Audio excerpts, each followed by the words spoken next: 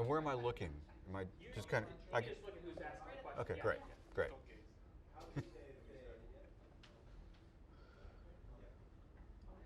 One of you guys want to just take it away? Sure. Well, first, Robert, thank you for taking the time. My pleasure. How was this movie first pitched to you, and what was the most challenging vehicular sequence you had to help set up? Well, the project had been around for quite a while, so I was already familiar with it.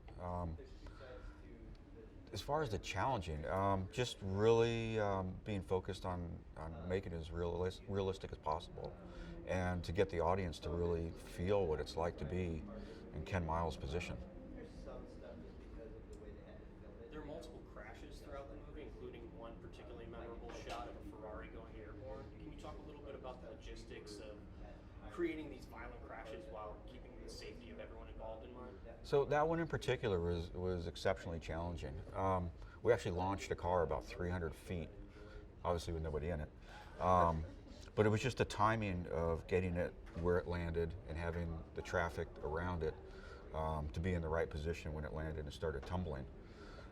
We had a camera car designed to be able to take an impact where that car landed. And on our second take, the car actually righted itself and chased down the camera car, T-boned him, sent him into a concrete wall, and then into a tire barrier. It was a pretty violent wreck. But we prepared for it. The car was ready for it, and so nobody was hurt. This is a kind of a period piece. Does it make a substantial difference in the types of cars and the era when you're setting up car sequences? It really does. I mean, the GT40s and the Ferraris they're so much smaller than you think. And so there's very little room for safety equipment such as roll bars and cages that we typically see in cars today. So it was challenging and a concern because we couldn't have a proper cage in these cars. And how early involved were you tasked to start developing scenes? Probably 2 months before we went to camera. Okay, wow. Not that much time. No, I wish I had more. Well, what you did looked great. You mentioned that you wanted to make it as realistic as possible. I know based on your bio, you worked on a lot of movies where hyper-reality is more of the norm, like Ferrari movies, crazy action scenes. How did you talk a little bit more about how that approach differed for this, but you wanted to make it look realistic because it's historical piece. Did that affect how you set up the stunts, or just how you? Yeah, so it really comes down to designing it so that the physics are real and it's not, as you put it, hyper-realistic. That's a whole nother universe that this doesn't exist in. And it was a conversation James Mangold and I had together, is that we really wanted to do everything as practical as possible and as little help with CG that we could get away with. And I think we accomplished it. I think I met you on the set of a few films. I know you do a lot of work in Atlanta. I was on the set of Baby Driver. Okay. So had some amazing car sequences as well. Thank you. Can you tell me about some of the most, not just challenging, the longest to plan and get right for your entire career, some of the more challenging sequences? I mean, going back to Baby Driver, we spent, when I say we, it was me, Darren Prescott, the second unit director, and Jeremy Fry, who was the second unit coordinator. We spent almost a year with Edgar on that one, just going back and forth and developing the car chases and making them unique and like this film, grounded in reality. What car have you not worked with on a film that you still want to work with? I've worked with a lot. I can't think of one at the moment. That's fair.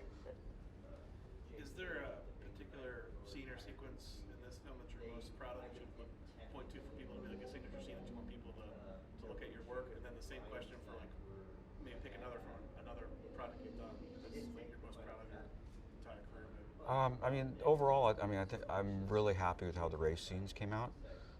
But I got to tell you, I had a lot of fun, and I think what you're not going to expect is the fight scene in this was a lot of fun to put together. It was way different than any other fight scene. It had to be a little funny, but not Three Stooges. You had to get the sense that these guys were really pissed at each other, but they're also best friends. So the premise for me when I set it up was it's a 6th grade schoolyard fight, and that and when we started choreographing it with the actors after we'd already figured it all out, it dawned on me I have Jason Bourne and Batman here, and by the way, guys, you don't know how to fight. So here we go. That's a good point. Is there another, also for your whole career, is there like a signature like sequence or stunt or scene that you like to point to as like something you're most proud of in your career? I can't say one in particular. I mean, it's just the totality of some of these things, and just how the scenes come together. Is there a scene that stands out as the most difficult to film? The Le Mans sequence was very difficult. We had 4 or 5 locations to stitch together, because obviously the Le Mans track today doesn't represent what it was in 1966.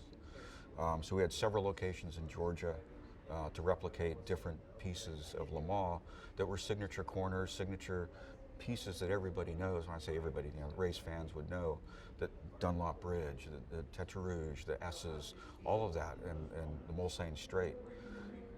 And then to figure out and organize the sequence of cars as we cut from one to the other over a 24-hour period that's raining, not raining, day, night, and it all has to stitch together seamlessly so that you're not seeing cars just suddenly jump around that weren't there.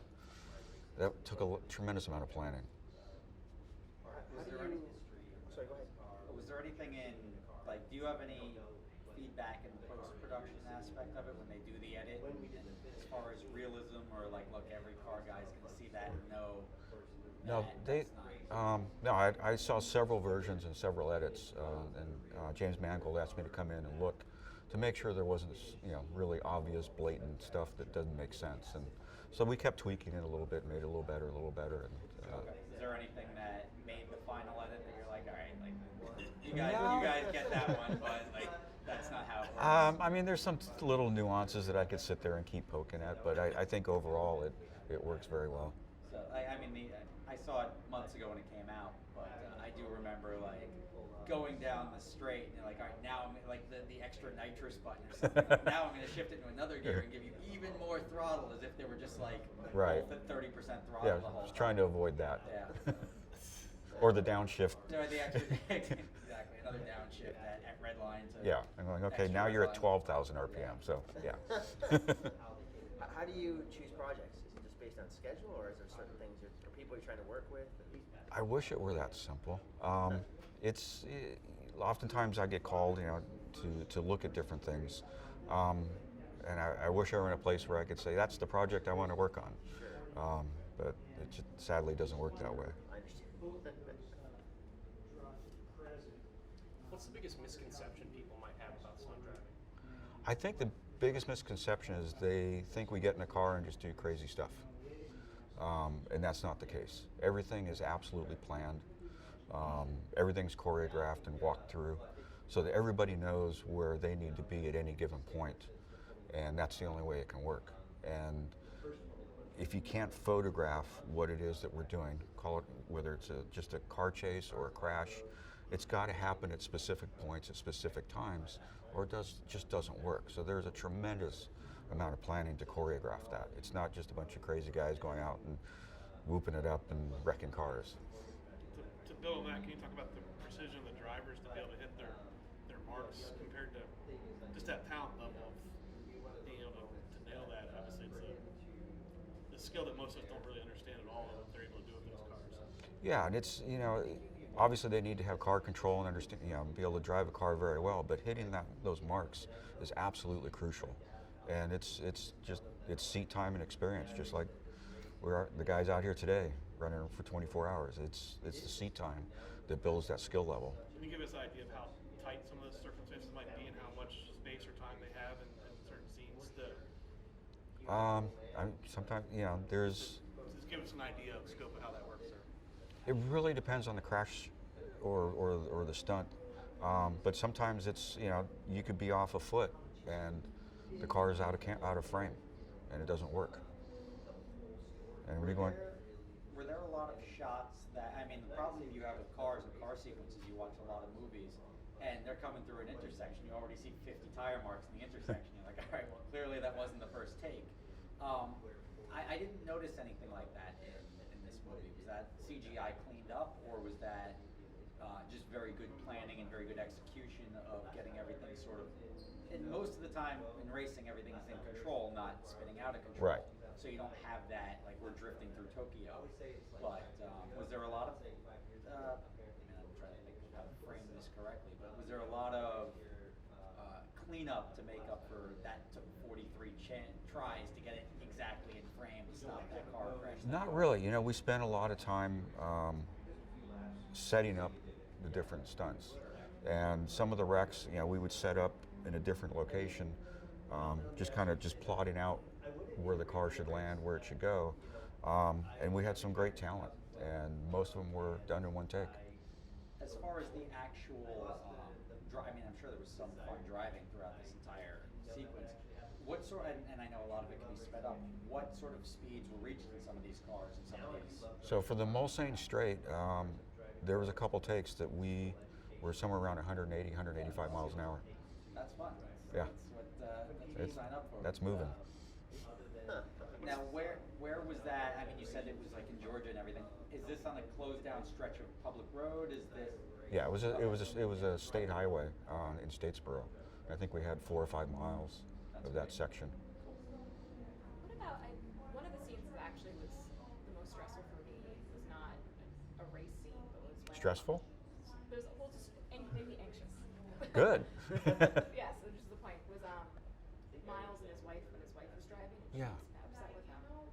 And one thing I noticed, obviously the car is a very different type of car, but also it's a different person driving, and she obviously was driving more emotion than talent, or you know, she's doing it for a reason, and that's based on emotion versus trying to win the race. How do you, when you approach scenes, you know, those are two very different scenes with different cars and different characters. How do you factor all that in when you're deciding how to choreograph that and set that up? So that's, I mean, it's obviously got to look a little more out of control, and especially with that kind of car, it just does not handle well. And we want to get a sense of danger, and so you see the other cars interacting with her car, and keeping it in close proximity, and so you feel that, oh my God, what is going on here? And so it's just really, it's kind of a car chase, but only one car. Can you talk about balancing like historical accuracy versus a good stunt, a good scene, or something that looks realistic, or entertaining on film? Like how you balance all of those different pieces together on something on a film like this, where you have history, realism, entertainment, and safety. Like you're balancing all 4 of those kind of together when you're putting together a scene, right? Like a wreck or something. Right. So for the Le Mans race, there were key historical points that we want to kind of keep to. In the very beginning, at the start of the race, there is a small wreck that happens. If you go back and look at the real race, you'll see that. And so we duplicated it, but kind of stepped it up a little bit. The Ferrari that crashes into the 2 wrecked cars already, that sort of wreck happened. But again, we enhanced it a little bit. Gurney blowing up his engine. He did lose his engine during the race. So those were, as we laid out the storyline for the Le Mans race, those I kept in mind had to be there. But then we tried to, kind of up the level a little bit. But they're historical elements. Correct. Do you get behind the wheel still a lot? I do. Not as much, but I do. You in this one? I did. I drove, there was a few sequences I drove the dark blue GT40 at the test track. And then the majority of the time it was Tony Hunt, who was the driving double for Christian. But I also drove the biscuit rig, which piece of equipment that we use to put the actors in the middle of the action, where it's a drivable it's a drivable platform that we can put a vehicle on and duplicate what you see for real. And I think the best example of it is when Matt Damon and Tracy Letts are in the car and he takes them out for a joyride in the GT40. And if I remember correctly, I don't think we told Tracy we were going to throw the car a 180 at the end of this piece. So the first take, I think it jarred him a little. Matt knew it was coming. Wow. Sorry, I was going to follow up with I was going to mention the GT40, but for any given car, how many cars did you need to shoot? I think we had a total of, I don't remember the exact count. It was somewhere between 20 and 25 cars total. And some of them were duplicates, you know, so. Okay, cool. Sorry. Can you talk a little bit about the capabilities of the GT40 versus some of the more modern performance cars you've driven in other movies? I mean, the only example I have is the GT40 I drove on camera, the dark blue one that I just spoke about, was built by a company called Superformance. We had two of those cars, and they're exact replicas of the GT40. The car worked phenomenally well, but the biggest difference between that car and a car today is there's no power steering, there's no power brakes, there's no ABS, there's no anything. It's all you. Versus the cars today, we fight all these safety features that the manufacturers have spent millions of dollars to put in that we try and defeat. So all the vehicles were not restomods, but they're all like sort of accurate to the time period versus. They, yeah, the Superformance cars are absolutely accurate, but some of the other ones from 10 feet away, they're accurate. Okay. And now, I mean, obviously the big focus is on Ford in this because that was the hero car, but Ferraris, I mean, those are amazing. Like, those are dream cars worth $15 million now. The cars that are. That's the starting price. But yeah, were any of these cars actual cars, or they were all outsourced and So replicated? all the ones we drove were all replicas. There were some static ones in the Ferrari factory that were actual Le Mans winning cars. And I think there were 3 there, and I believe the totality of those 3 cars exceeded our film's budget. I can believe that. Did the Ferraris actually run like V12 engines and everything, or was that all dubbed over audio? That's dubbed over. Because they sound awesome. Yeah, and that's part of this is that feel of those sounds and the difference of the V12 versus the 427. And would they just run like a 427 crate motor in most of those cars? The only ones that had the 427s were the Superformance ones. They actually took sound from a proper GT40 and used that to. For all that was. Yeah. You mentioned the sequence where you used the biscuit over 180, and you said Matt Damon was prepared for that. But generally, how is the talent going at high speeds or doing what appear to be dangerous? They've always been on board with it. We used it extensively in Baby Driver. Yeah, totally. All the interiors you see of the car and everybody being jostled around. The physics are real because we're doing the exact same thing you see in the wide of the car with the stunt driver. You know, good stories of anybody that wasn't on board or got sick from it or did not enjoy it? No, some of them I think go in with a little trepidation, but with the trust that we're professionals, and walk away with it going, "Wow, that was amazing." And for Christian, his biggest comment was, "I never want to do a green screen again because this keeps me in the element. Because this is amazing. I love this." With Paul, and I'm going to focus on the 2 guys that I know, but Christian and Matt, as far as I'm not familiar with them personally. Were they car guys entering this? Did they leave this as car guys? Did this convert to A-list actors into like, wow, I'm going to go out and buy a dozen cars tomorrow because this was really cool? Yeah. So I don't think Matt's a car guy. Christian's a little bit, but he walked away with it going, he really had an enthusiasm and a great aptitude for driving. We spent the week training him, and he did amazing. Who's a better driver? I don't think I couldn't tell you because I haven't tested Matt to the level I tested Christian. So, but I know Matt's very handy with a car, and the times we put him in a car, he drove the Cobra and the Porsche on camera. He did a perfect job. Did either of them stall? Nope. Okay, that's good. What's it like working with Jim? Fantastic. I really, really loved working with Jim. Was this your first time? It was. Okay, cool. I've always had good experiences on his sets. I'm sorry? I've always had good experiences on him. In Yeah. Bay or on set, he seems to be. He's very sharp. Yeah. What's the secret to performing a great stunt while maintaining the illusion that the actors still want to drive? For me, it's utilizing the equipment that we have, like the biscuit rig, to get the actor in the middle of the action. So the audience is always part of that. I think once you get on a green screen and try and duplicate that, I've always feel it takes you out of the story. It may be subtle, but I think it takes you out of it for a moment, versus you still being engaged and invested in it. Is there a story from this film that you would tell your friends over beers that you haven't shared with us yet? Something funny anecdote or something or other that happened? Or We have beer. Can't say. can't say. Were there any other racing films that you kind of took inspiration from or were significant to you when you were younger? When I was younger, I mean, Bullet. It's not really a racing film, but sort of.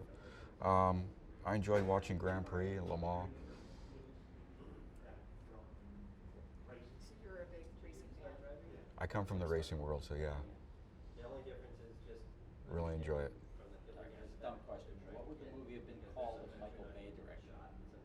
Oh my God. How many cars can we explode? Have you been on a set where lots of cars are getting destroyed? Is that more fun, or is it more fun to just do cool stunts? I prefer doing. It's fun to blow stuff up. Don't get me wrong. When we did Fast Five, I think we destroyed over 300 cars. Hopefully, most of the ones from the first movie. Right?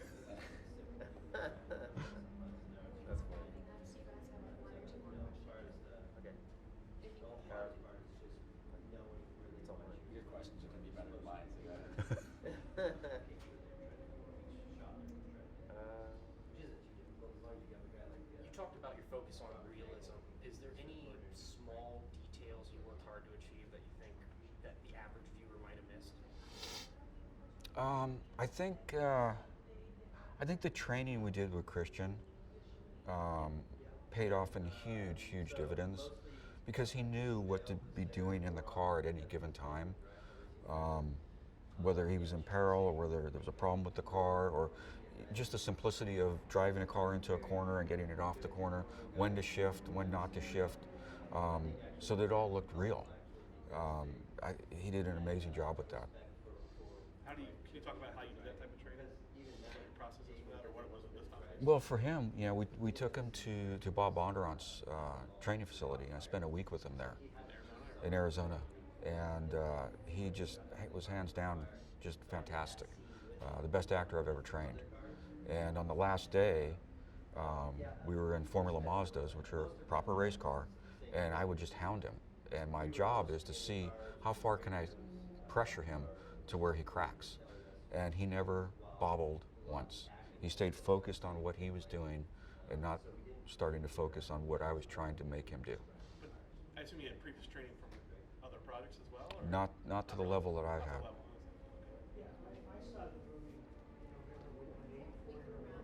Thanks for your time. Good? Yeah, cheers. Okay. Yeah, thank you. Thank you. Pleasure. Thanks. Yeah. Thank you.